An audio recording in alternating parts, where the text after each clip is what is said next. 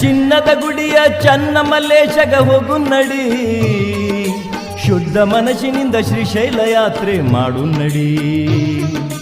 ಚಿನ್ನದ ಗುಡಿಯ ಚನ್ನಮಲ್ಲೇಶಗ ಹೋಗು ನಡಿ, ಶುದ್ಧ ಮನಸ್ಸಿನಿಂದ ಶ್ರೀಶೈಲ ಯಾತ್ರೆ ಮಾಡು ನಡಿ.